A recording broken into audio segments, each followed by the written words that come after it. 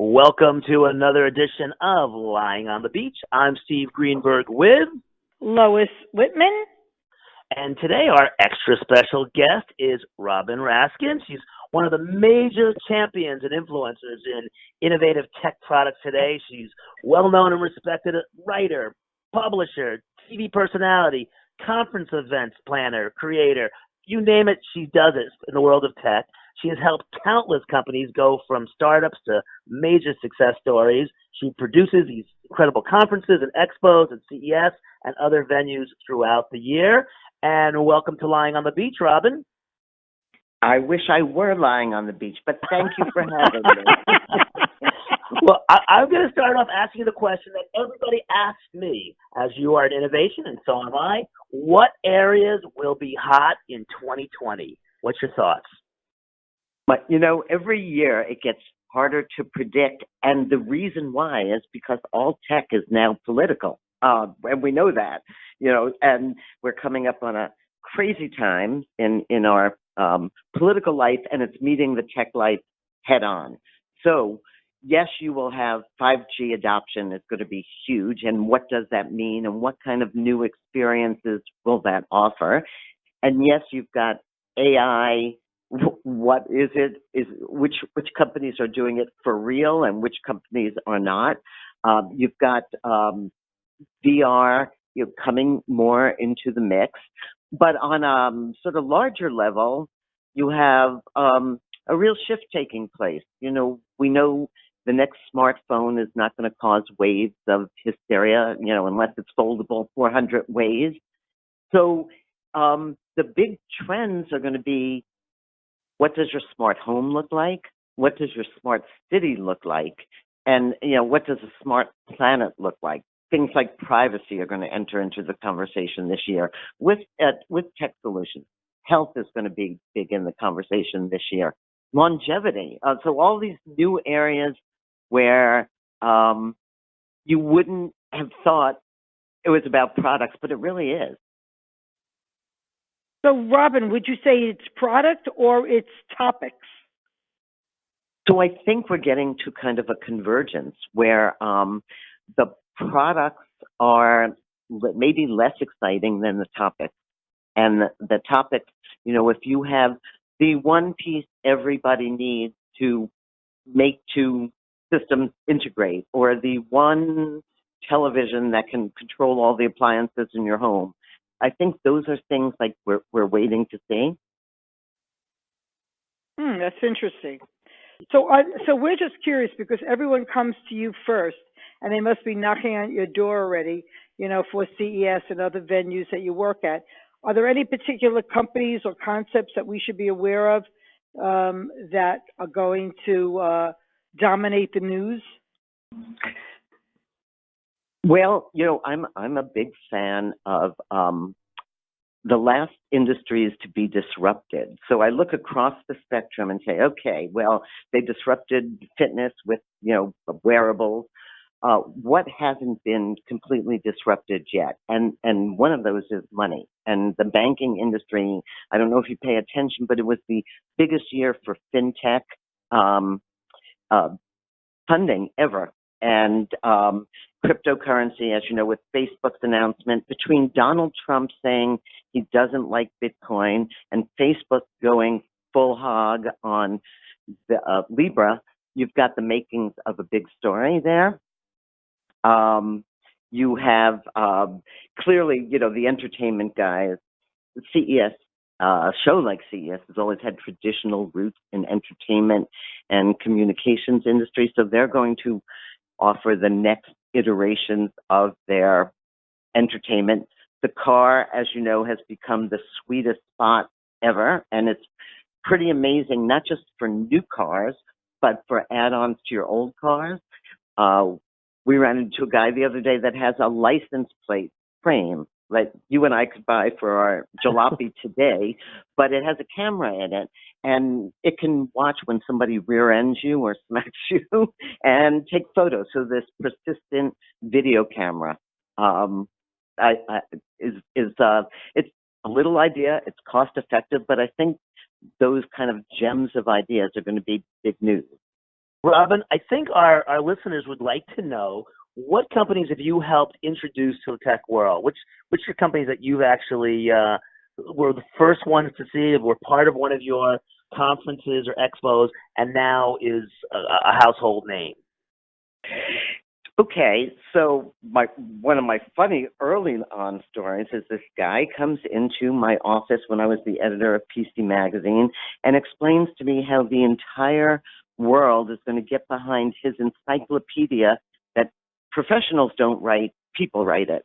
And I literally just said, excuse me a minute, and I went and got a couple of colleagues, and I said, you got to hear this guy. He thinks he's going to redo the encyclopedia, and it was Jimmy Wales and Wikipedia. Oh my gosh! Oh my gosh! So you just there, and which I always, when I was the editor of PC Magazine, had a rule that even the nutcase with a dime downstairs has the right to come into our office and pitch us on what they think the next thing is, because what's happened, Jay, is so many people have products that I think. Journalists or tech watchers or influencers are just overwhelmed with how do you find real innovation? Right. And real innovation, it turns out, is not just the product. It's having the marketing strategy. It's having the vision and the clarity that you're solving a real world pain point, not just a something for your own ego. And we see this a lot. We see people coming in and just inventing what their wife wanted or what their daughter wanted, and so it's like audience of one. But let's see, others were Corel Draw, which was ultimately went out, but was the biggest drawing package. Magisto, which was a video editing package that was acquired on our show floor by Google. Oh my God! We've launched the thermometers digital thermometers that took your baby's temperature. Yep. We've launched the fertility products that could help you conceive. Last year, we were big on neural stimulation, which is a new brain technique. It's sort of like electroshock therapy, but a lot more defined, so it's hitting the right areas of your brain. So the ones I would think about this year that nobody thinks about are nutrition and food. The smart kitchen is getting super smart. There's going to be a lot of fun activity. Fashion has been on the cusp of breaking through for years. I mean, for all the technology we have, nobody can do something simple like make your jacket warmer when you're cold and colder when you're warm. And you would think we could do that. So what I like to look for are those things that you go, oh my God, I can't believe nobody thought of this. And some of them are funny. I saw one the other day that actually gives hunters location markers so they can find their place in the woods. I mean, I think, there is an audience there somewhere. I'm going, can I just put that on my mother too? And so some of it's like the context. And I know you guys have seen this. Companies pivot. They might have a small idea with a little bit of retrenching and coming out with it again. It turns into a larger idea. Robin, so that begs the question, especially for someone like you, and I want to take advantage of this opportunity. You touched on it a little bit before, but I really want you to underscore it now. What makes a company work? Why do even the best inventions don't make it? Like when Wikipedia came to you, that was an idea that, may have gone south. What are the ingredients to make a company work? Right. So to me, it's, first of all, it's laser focus. I get calls today for products that aren't in my wheelhouse. Let's just say cannabis, which is very hot right now. It doesn't have a chip in it. Not really my wheelhouse. Until tech is more a part of it, I don't cover it. So, knowing what you do and doing that well is number one, not getting distracted along the way. And that's like the number one thing. The number two thing is building a team that's not all little mini yous, but building a team that complements each other in skills. So if you ever met my CFO, you know, like the person I throw darts at night. Right. But I need those skills to make my company whole, and I appreciate and respect those skills because I don't have them. So I think, and then, you know, this marketing strategy, and it is expensive, and I don't think people realize how the expenses around building an innovative product. Legal compliance. Just if you're coming out with a legally compliant cryptocurrency, you might as well kiss $750,000 off to the lawyers. If you are paying for, you know, a marketing strategy, a go-to-market, you know, you're going to have again as much your development costs. The decisions you make on outsourcing and where to do what and whether to manufacture here or abroad are all so important. And most innovators don't know what they're getting into, and the ones that succeed have a pretty good idea of what they're getting into and know that they're going to need to just be laser focused and hire out. It's never been so easy to build a product just because we have so many tools. You have tools to hire freelancers. You have tools to do a lot of things online. We can all talk about something that needs innovation. PowerPoint's the only thing that's been around for like 500 years and has never changed. Right. We all need a good presentation deck tool. Right. So, Robin, so what kind of companies are attracting the big investors today, and why? Having said what you said, who's getting the money? Because not everyone is getting the money anymore. No, so I think the investment crowd is also diversifying, but the one I would say in general overall, the investors I have seen the most successful are ones that build the pipes and not the things running off the pipe. So that means, you know, I've put my money in Cisco or a platform or a way to integrate different systems. Most of it really behind the radar of what a normal consumer sees. But in many ways, I think that is where the money is. Look at AI. It's a great example. And people are trying to fund AI companies and trying to figure out which ones are the best ones. But they've got to ask themselves the question, what am I going to be an expert in? Is it AI in medicine? Is it AI in fashion? Is it making sure Lois gets the right sunscreen for her body type on the beach? You know, so there are all these verticals that are starting. And if you look at investors, they're starting to get rather vertical in the kinds of businesses they're looking at. But aren't investors very fickle? Like they jump, you know, like when they feel like a certain segment is doing well, they have a big checkbook. But if somebody comes to them with another idea outside their wheelhouse, they don't want to invest in it. That's been my experience. Yeah, well, it takes a lot of expertise, and investors, you know, someday I always said I'd write the book, Women Are From, you know, people are from Mars and investors are from Venus, because they are fickle.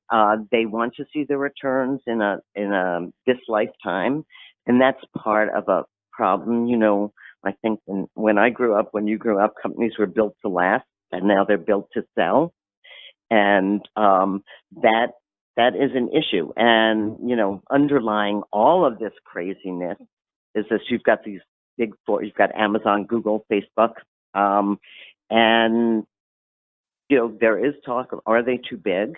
Are they stifling innovation?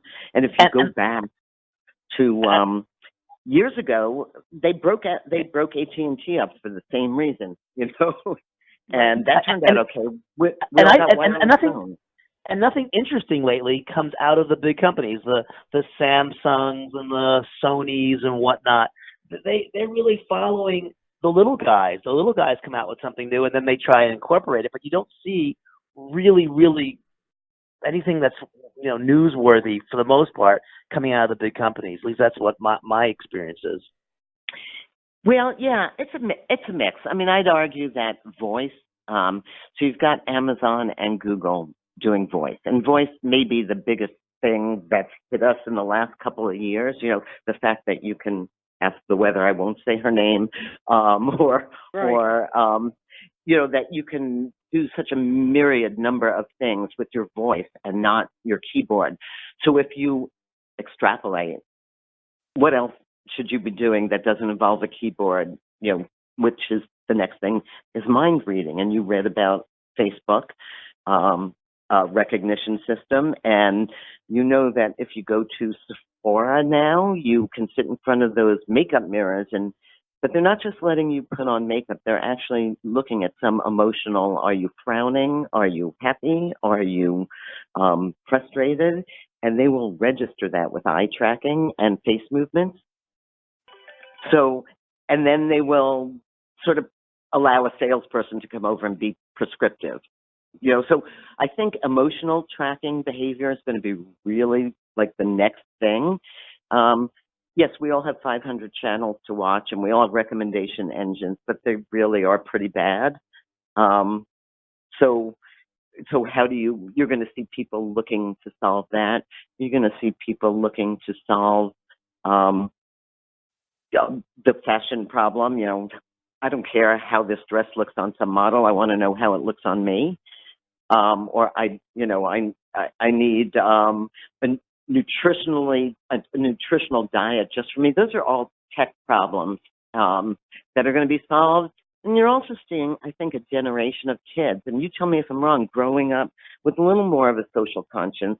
I've seen some of the stuff I've seen has come out of, I sit on the CTA Foundation, and some of the things for accessibility, wheelchairs that go upstairs, navigation indoor systems for sight impaired people, virtual reality glasses that can let people with very bad macular degeneration still see and read by using the outside of their retina. So you're seeing like major things, Right. but they tend to not be the mass adoption that we're used to. Right. So tell me, because we're going to have to wrap up soon, and I want Steve to ask the last question here. But still don't get, after all these years, why digital money came into play, and why is it so big?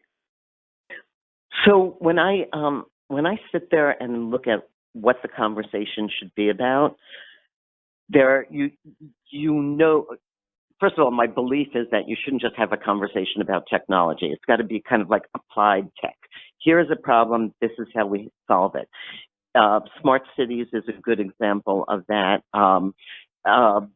HR, they're whole applied areas where you can put technology to work to help us do better. So digital money just seemed like the natural thing. Bitcoin was getting larger and larger. Cryptocurrencies were coming out every single day. Banks, whether you know it or not, most of the user interfaces that you use are fintech companies that have kind of shelled the bank and worked with them to make things easier. MasterCard is now on your phone. When you go through all these changes, sometimes I always say, when you're in history, you don't realize it because it's happening so fast. But the fact that I went up to a water bottle machine today and I could pay with my phone, I could pay with this card, I could pay with this card, I could, there's so many ways to do things, and yet there's still friction. And so the idea is, how do you take the friction out of these things? And the best example, my favorite, is invisible payments. You go in an Uber or a Lyft, you get out, you don't even know you paid. It's like, and if you go to a hotel room these days, it's often that you'll get one bracelet or one swipe to kind of navigate your way through your whole stay there. Right. So these are Internet of Things. So IoT is big. Machine-to-machine automation. My car goes to the gas station. I'm not going to have to go out and fill the pump. My car will talk to the gas pump. They'll do the financial transaction. It will show up on my bill. And this is all big stuff. So anything people are building now in the kitchens and in the living rooms, and it started with door locks of all things, but people are starting to buy more and more of people's appliance selections are smart in some way or another. And that's great. It's going to let us get old in our homes because the stove will shut off and we won't burn. It's going to let us control remote homes. It's actually phenomenal, but we don't realize it because there's so much of it and it's happening so quickly. Okay. Well, I think last question, because we're running out of time right now, would be, what advice would you give to our listeners about they want to innovate, they have an idea? What advice do you give to people? Because I get that question a lot. I'd like to hear your answer. So identify the components that you need to make this work, whether it's an existing website or an existing widget, and do your schematic. I personally, I don't know how you feel. If I could do anything but investors, I would do it because I think it just takes away from getting your job done. If I could get my family or friends or a bank loan, I would tend to go that way. And I have done 2 inventions, as Lois knows. I built a watch and a set of glasses just to show that if you kept to the strategy, identified the parts, came up with a marketing strategy, you can build it and it will sell. Just people die out somewhere along the way. The hardest part with any invention is the tenacity. It's never the idea. It's the tenacity to bring it to market. It's having that, I'm going to do this and just keep forging through. And the average gadgety thing takes like 8 years to go from idea to market. So maybe not so true with tech, but certainly true with some other things. So, it's really, like you just said, it's a lot of it's just sticking with it and making it happen. I think being able to pivot along the way, being able to say, you know what, this is going to be too expensive this way. We'll cut out some stuff, or we'll use a different part, and we'll do it this way instead. And and it's amazing. Just do your research. There are so many resources for inventors out there now, and people willing to lend a hand, especially if you're going to really make a change. And I think it's actually, who knew? You couldn't study invention when I went to college, and you can now. You can study entrepreneurship. These are codified. This is like kind of our future. So after all these years, I still get excited about it. And the pivoting you mentioned is so great because so many people have this great idea, but they keep it to themselves. When you actually share it with other people, you get feedback that then lets you know, like, you know what, maybe I should go in this direction side, this idea. Maybe Uncle Louie has a good suggestion here. By giving that feedback and not just keeping it to yourself, it really can grow into something that, may be the next big thing. I agree. People have this idea that if they share, it's gone. Their intellectual property is gone. The intellectual property is, yes, it's worth something for sure, but what's really worth something is the fortitude to stick out through the whole journey. And that's what I think people don't understand. That's what Kickstarter and Indiegogo were such great platforms, because the idea was you iterate, you get the community's response, and then you go back and you change things. Look at the beta store. If you go into a beta store, you are part of their feedback loop. Their camera's up and they are recording how you interact with the product, how long you stay there. They're feeding that information back to the vendor or the inventor, and then they go and make certain changes. Where the button is, maybe it's got to be a different color. We've never had such a robust invention ecosystem ever before. I agree. So these are good times for inventors, we hope. Yeah, definitely risky times. It's always good to have a few friends with heavy bankrolls. And the best column I ever wrote was called "The Medicis and Madison Avenue: Why They're the Same." The Medicis funded the arts and music and culture, and Madison Avenue funds a lot of stuff too. Pepsi and Coke are doing some of the best AR and VR experiments out there. Every bank, every major corporation has its own accelerator now. So, and I tell people, if you're looking for a program to be an inventor, it's a dating game. It's not like they'll take me. There's a right program for you with the right sensibility and the right mindset. So you really have to figure out who you are first. I think that's great. A great spot to end this. Lois, you agree? Good place to end? Love it. Okay, so once again, I'm Steve Greenberg with Lois Whitman. And we have been Lying on the Beach. So long, everybody.